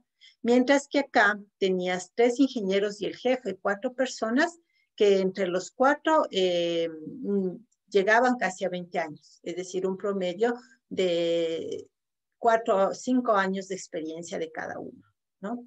Entonces, las pruebas exploratorias tienen que ser hechas por gente con mucha experiencia. Ese es el pero. Entonces, si tú no tienes gente de experiencia en tu equipo, no vas a lograr el nivel de efectividad de pruebas con pruebas exploratorias, vas a tener que basarte en las técnicas que hemos venido estudiando. Entonces, fíjense en que aquí los 7 técnicos con pocos años de experiencia utilizaron guiones precisos, es decir, procedimientos de prueba diseñados por alguien más, y en total entre los 7 llegaron a hacer 42 horas de pruebas. Este es el tiempo total de pruebas que se acumuló entre las 7 personas y llegaron a encontrar 928 defectos, que es bastante, ¿no? Entonces, si tú divides el número de defectos para el número de horas invertidas, tienes la efectividad que es 22. En cambio, en el otro caso, 3 ingenieros de experiencia más el propio jefe, con su montón de años de experiencia, hicieron pruebas exploratorias. Es decir, a ver, sentémonos nosotros mismos con nuestro pequeño charter que dice cuál es nuestro objetivo general y cuánto tiempo tengo, y hagamos pruebas.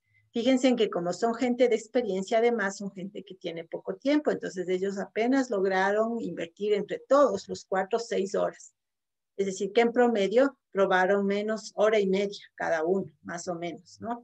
Y sin embargo, con tan poco tiempo, con 6 horas, encontraron 261 defectos que representan el 22% de los defectos encontrados. Entonces, ellos fueron súper efectivos en encontrar defectos. Y si tú sacas la proporción entre el número de horas invertidas, que es el esfuerzo, y el número de defectos encontrados, entonces tienes que la eficiencia de las personas con experiencia fue el doble de la eficiencia de las personas sin experiencia, que además tuvieron como insumo guiones precisos. Mientras que los que hacen pruebas exploratorias no tienen un guión, sino que sobre la marcha van analizando, diseñando, ejecutando y volviendo a tomar decisiones para diseñar otras pruebas mientras tengan el tiempo que está establecido. Entonces, esa es básicamente la idea, y la recomendación sí es que en ambientes ágiles le metas mucho énfasis a las pruebas exploratorias, buscando gente de experiencia y apoyándote con herramientas automatizadas.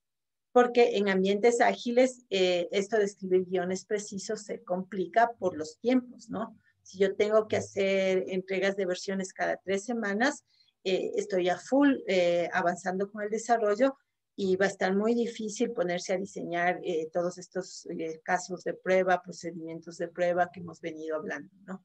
Entonces, ahí sí, por el agilismo mismo, vas a tener que trabajar sobre, digamos, sobre paradigmas exploratorios, pero eso implica con gente de experiencia. Entonces, esa es un poco la situación. Y finalmente, ¿cómo seleccionar? Entonces, ante digamos, este entorno tan lleno de posibilidades, de distintos niveles de pruebas, de distintos tipos de pruebas, de distintas técnicas que existen, tanto estáticas como dinámicas, tanto de caja negra como de caja blanca y basadas en experiencia, ¿cómo selecciono yo las técnicas que debo utilizar según lo que me conviene? Entonces, aquí termina el capítulo 4 y aquí termina también nuestro estudio básico, porque ya el capítulo 5 del libro, que es gestión, no va para este curso. Sin embargo, si ustedes van a dar algún rato prepararse para la certificación, sí que tendrán que estudiar y resolver algunos ejercicios al menos del capítulo 5 de gestión. Y con eso estarían listos para dar el examen con éxito y poder certificarse. Entonces, bueno, en esta última sección que sí nos corresponde ver de la selección, se dan algunos de los factores que debes tomar en cuenta para decidir qué técnicas utilizar para diseñar las pruebas para un proceso de pruebas formal dentro de un proyecto de software, ¿no? Pues primero, el tipo de sistema. Entonces, si tus sistemas tienen gran cantidad de transacciones basadas en decisiones o en comportamientos, pues tablas de decisión, ¿sí? Si en cambio tus sistemas tienen bastante de tiempo real y de transición de estados, entonces pues tablas, justamente pruebas basadas en técnicas de estados. ¿Sí? Entonces, lo primero es ir a ver el tipo de sistemas que tienes y según eso, ver cuál de las técnicas de caja negra se acoplan mejor al tipo de sistema que tienes que probar. Luego, las normas. Entonces, por ejemplo, en Ecuador rige la norma WSAG 2.0, nivel AA, y como esa es una ley para cualquier producto en la web o móvil, entonces yo tendré que incluir pruebas para determinar que se cumple con esa regulación. ¿Sí? Igual si estoy haciendo, por ejemplo, un sistema para instrumentación médica, entonces por lo general ese tipo de productos también están regulados. O para, como dice el ejemplo del libro, para software para la aviación. También hay regulaciones en cada uno de los países para los temas de aviación, temas espaciales, incluso temas financieros, ¿no? Banco y Finanzas también está regulado por Superintendencia de Bancos. Entonces tendrás que también ajustar tus técnicas de diseño en función de las normas que tengas que cumplir. Obviamente los requisitos del cliente y los requisitos contractuales. Entonces, si el contrato dice que tú tienes que hacer hacking ético sobre el producto antes de entregarlo, pues no hay ni que dudarlo, hay que incluir ese tipo de pruebas. Los objetivos de las pruebas, entonces, ¿qué es lo que yo estoy buscando con las pruebas? ¿Sí? Estoy buscando potenciar la usabilidad o la seguridad o la mantenibilidad o la funcionalidad o algunas de ellas o todas ellas. Entonces tengo que saber cuál es mi objetivo, ¿no? Si no sabes hacia dónde tienes que llegar, a dónde tienes que llegar, todos los caminos te van a dar igual. Pero si tienes claro el objetivo, yo quiero llegar a Ambato, entonces ya las alternativas de camino son muy puntuales, porque sé cuál es mi meta, ¿sí? Entonces lo mismo pasa con las pruebas.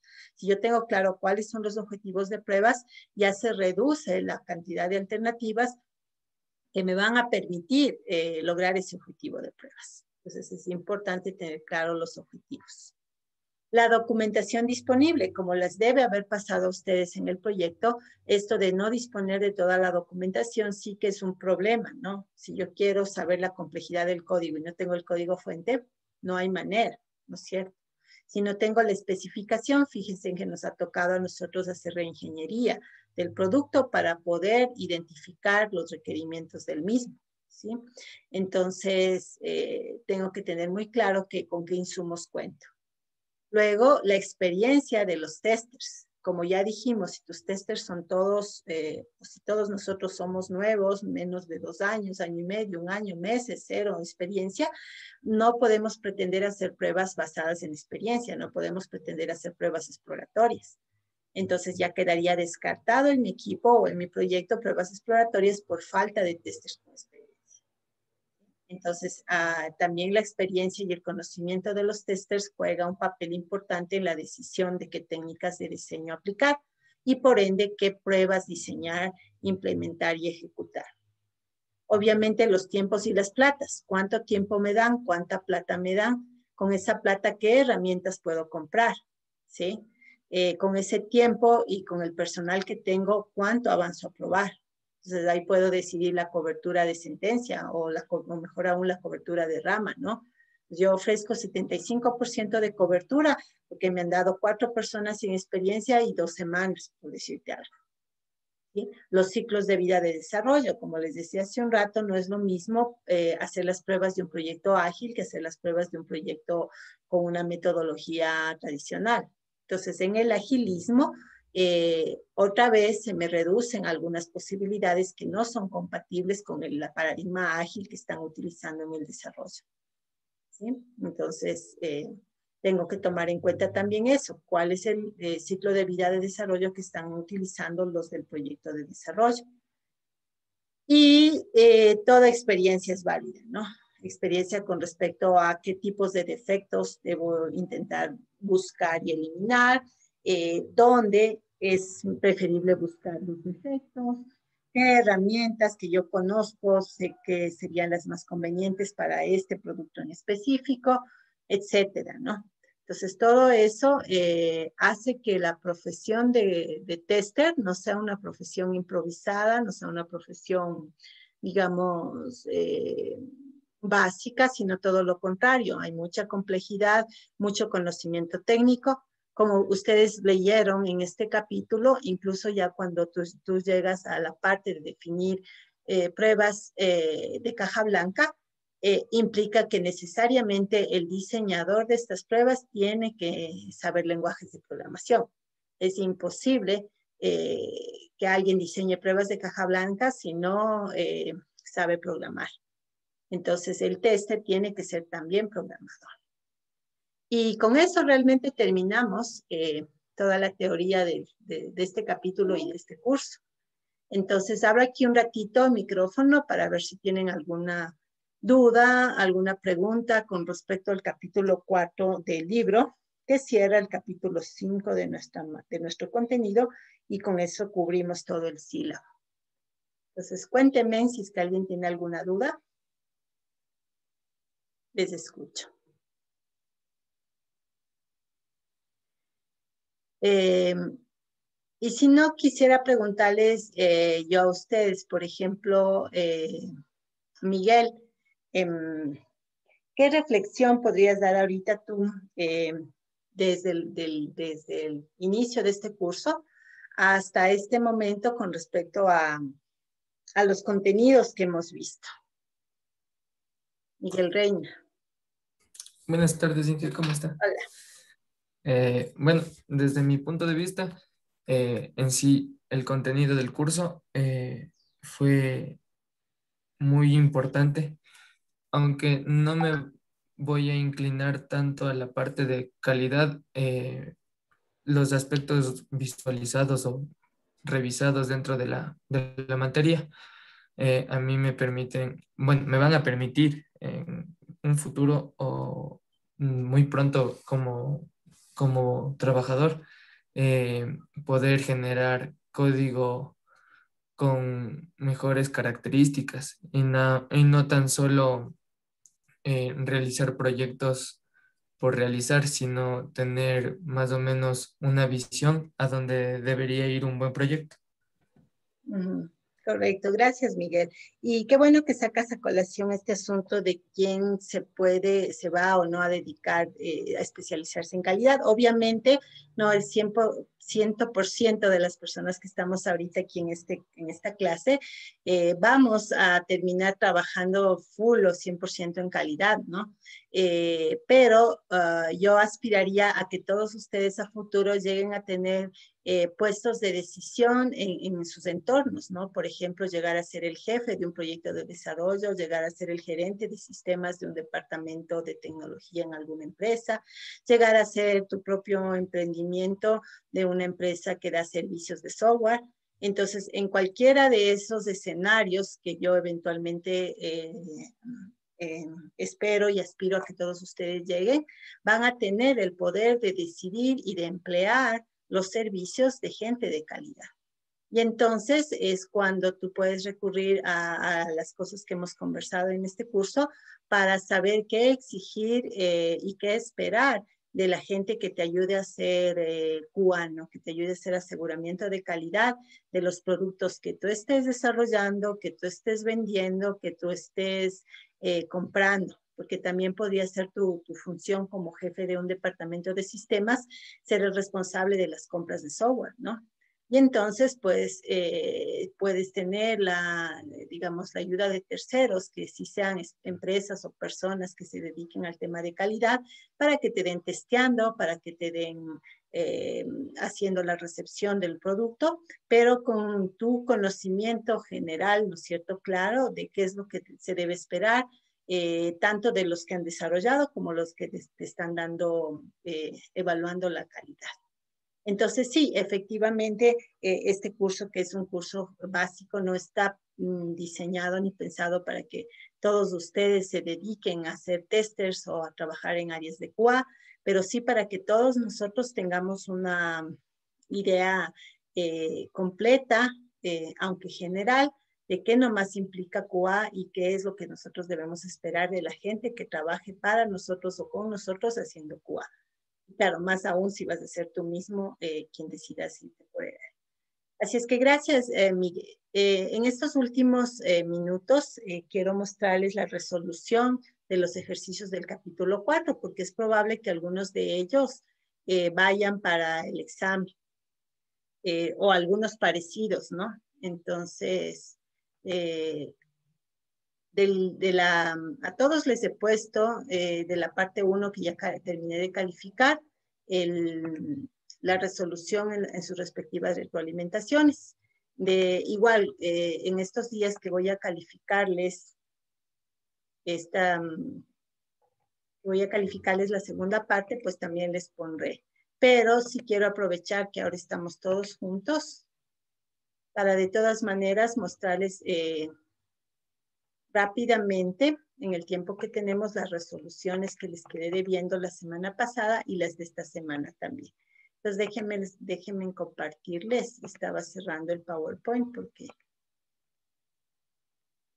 cuando abro PowerPoint se me sabe trabar un poco esto. Pero bueno, acá está.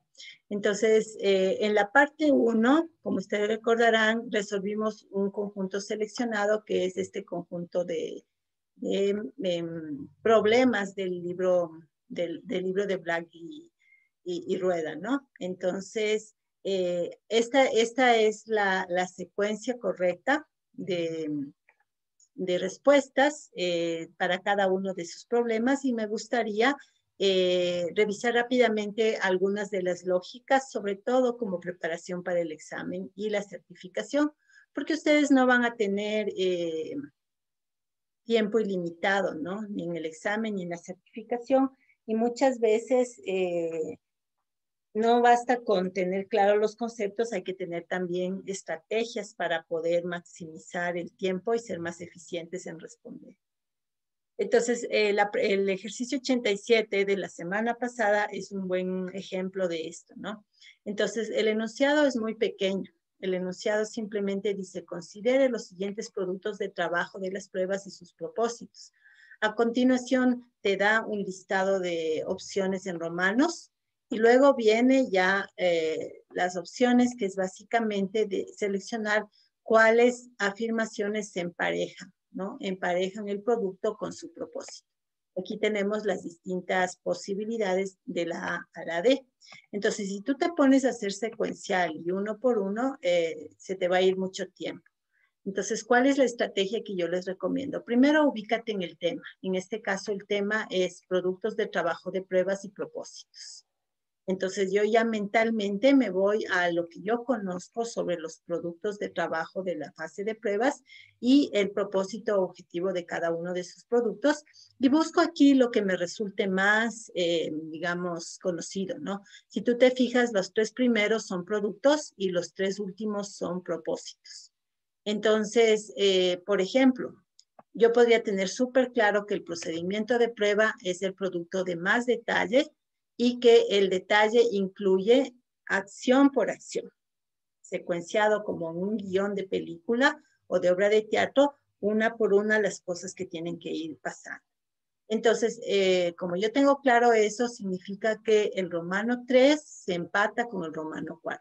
3 se empata con 4 porque la especificación del procedimiento de pruebas me permite especificar secuencia de acciones. Entonces, bajo ese conocimiento, yo puedo ir a las opciones y ver cuáles de las opciones están empatando 3 con 4. Y esa es la A y la C.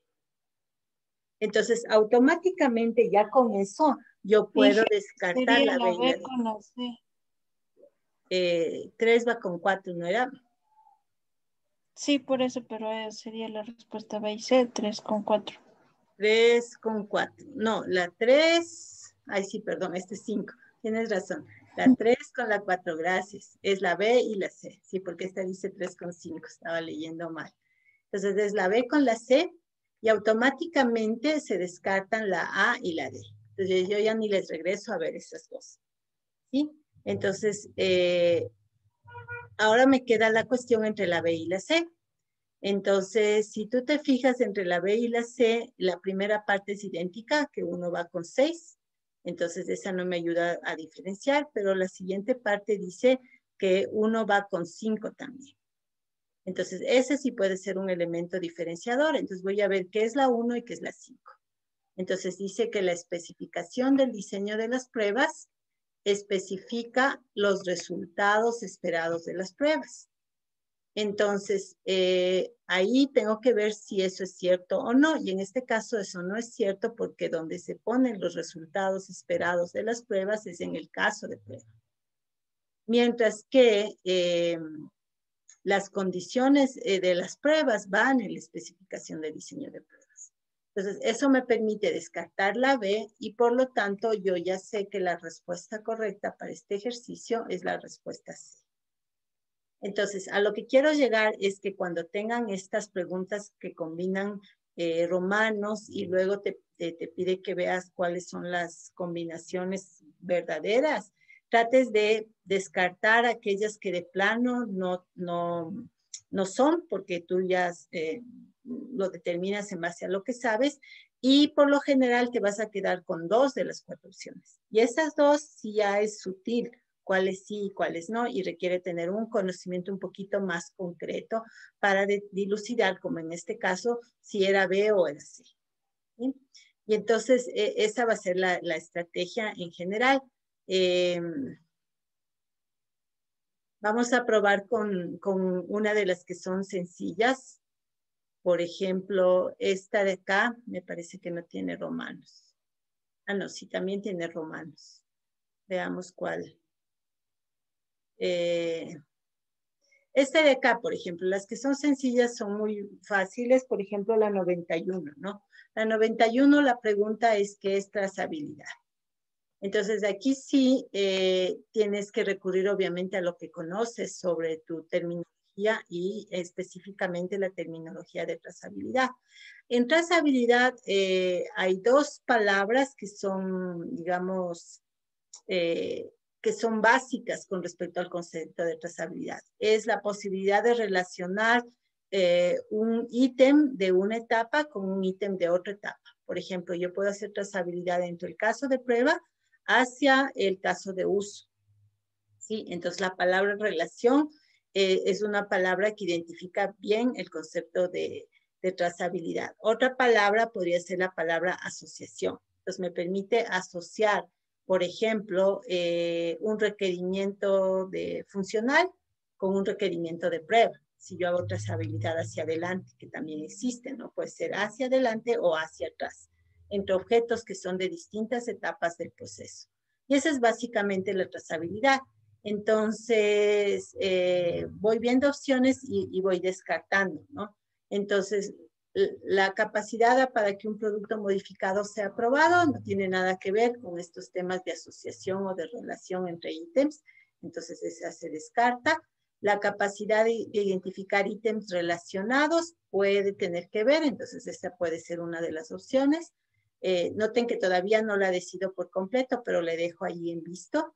La C dice un método para pruebas de integración, entonces ya no acabo ni de leer porque ya se está disparando por otro lado. La trazabilidad no está relacionada exclusivamente con pruebas de integración, entonces esa se descarta. Y la D. La D dice el grado en el cual un requisito es formulado en términos que permiten el establecimiento de diseño de pruebas. Entonces, tampoco tiene nada que ver con formulación de requisitos. Por tanto, necesariamente, más bien por temas de descarte que por encontrar la respuesta correcta, que es la forma más rápida de hacer, la respuesta a la pregunta 91 viene a ser la B. Entonces, esa es mi recomendación. Obviamente, como tú ves, para yo ir descartando, yo necesito tener un know-how, ¿no? Porque sin el conocimiento de que la trazabilidad no tiene nada que ver con modificación y no tiene nada que ver con integración, o al menos no tiene que ver directamente con eso, yo no podría haber descartado A y C, ¿no? Y por otro lado, teniendo una noción, aunque sea leve, de que la trazabilidad tiene que ver con relacionar ítems, entonces yo ya tengo una noción de que la respuesta es B. Entonces, por eso no es necesario que ustedes se sepan de memoria conceptos. Yo no necesité recitar el concepto de trazabilidad tal como establece el Glosario y STQB, pero sí es importante que yo tenga una comprensión general de a qué se refiere el concepto, en este caso de trazabilidad. Entonces, ya se nos va acabando el tiempo, pero quisiera mostrarles las respuestas correctas, por si acaso van para el siguiente examen del capítulo 4, parte 2. Entonces, en el capítulo 4, parte 2, estos eran los ejercicios planteados y esta es la secuencia de respuestas correctas. ¿sí? Entonces, cada uno corresponde con su respectivo número, ¿no? Y tal vez aquí las preguntas que más ameritan explicación son las preguntas que te presentan código, ¿no? Pues como en este caso que te da la función factorial y la función factorial en este caso con una versión de implementación recursiva. Entonces está el código acá y acá te presenta las opciones de datos de prueba. Entonces, para llegar a determinar cuál es el 100% de cobertura de decisión, ya sabemos que eso significa pasar por todas y cada una, no solamente de las instrucciones, sino de las decisiones, es decir, de las ramas de ejecución. Y sabemos que los datos de prueba son los que a mí me permiten ir dilucidando ese control de ejecución. Pues, por ejemplo, la condición n menor que 0, ¿no? Entonces, el dato n es importante para saber si se va a entrar al if o se va a ir directamente al return. Y de así sucesivamente con las otras condiciones que tienes. Entonces, sí es un poquito largo resolver estos ejercicios porque lo ideal sería armar el grafo y en función del grafo ir viendo los caminos posibles y luego, sabiendo los caminos, determinar qué datos de prueba de los que me están dando como opciones son los que me sirven para recorrer en este caso el 100% de las ramas. ¿Sí? Entonces, ese era básicamente, en resumen, el núcleo de lo que tienes que hacer para resolver este tipo de ejercicios. Y los demás, pues ya son más sencillos como el de trazabilidad, ¿no? Tener una idea general del concepto e ir descartando las opciones que no tienen que ver directamente con el concepto a mano. Entonces, con eso cerramos en la clase de hoy y cerramos en realidad el sílabo también. No se olviden de conectarse a tiempo el día miércoles a la hora de clase, a las 2, para tomar lista y empezar el examen. Y cualquier duda que tengan estos días para estudiar o para el informe de esta noche o para preparar la exposición, pues como siempre a través del WhatsApp nos podemos encontrar o podemos conversar con quienes necesiten. Fijamos una hora de reunión o conversamos por WhatsApp. Entonces no quisiera que se desconecten y sino que más bien cualquier cosa que ustedes necesiten, pues me la vayan avisando. Apenas les tenga las notas de todas las entregas que me van a hacer hasta esta noche, yo se las publico en el WhatsApp para que ustedes sepan cómo está su calificación. Entonces, eso sería todo por hoy. Les agradezco muchísimo y nos vemos el día miércoles en el examen. Hasta luego, chicos. Muchas gracias, Inge. Hasta luego. Nos vemos, Miguel. Que estés El bien. miércoles, Inge. Chao, Grace. Inge, disculpe una consulta antes Claro. de que... sí, verá, nosotros ya estábamos haciendo el informe, entonces en lo que tenemos 3 características de calidad, las 3 características deben cumplir sumadas el 100%, ¿verdad? ¿O Claro. no? Porque ahorita nos mide 75. Claro, claro, tiene que darle 100 porque en todas las otras pusiste no en las métricas. Entonces, Ujú. y Es que en se las nos marcaba en una el 25. ya tienes que bajar para Entonces, ponerle a no para que te marque y ponerle en 0, excepto los 3 criterios que vas a usar. Entre esos 3 tienen que sumar 100, necesariamente, si no, no te va a dar bien el puntaje. Ajá. ya, Inge. Ya, Inge, muchas gracias. Ok, Nica, Y otra consulta. Para la expo tenemos que prender las cámaras y disponer y así, ¿verdad? claro, porque es individual y Ya. necesito ver tu postura, tu voz y todo eso. Ajá, eso. Ya, Inge, muchísimas gracias. Ok, nos vemos el miércoles. Chao. Hasta el Y miércoles. hasta el miércoles. Y si no hay más preguntas, pues voy a desconectar.